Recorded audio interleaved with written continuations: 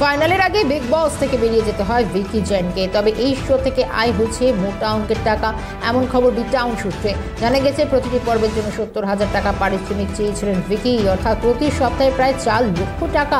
মনে করা হচ্ছে আসল সংখ্যাটা জানা না গেলেও মোটা অঙ্কের টাকার পারিশ্রমিকই পেয়েছেন ভিকি।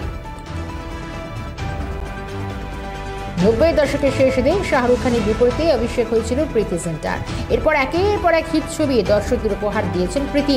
জানা গেছে প্রায় 1.5 দশকের বিরতি কাটিয়ে সানি দেওলের পরবর্তী ছবি লাহোর 1947 ছবিতে প্রত্যাবর্তন করতে চলেছেন প্রীতি জিন্টা।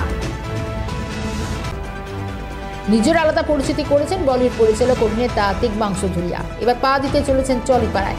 সোশ্যাল মিডিয়ায় একটি ছবি ভাইরাল হতেই প্রশ্ন জেগেছে অনুরাগীদের। ছবিতে তিগ্মাংশু ধুলিয়ার পাশে রয়েছেন চলের প্রযোজক রানা সরকার।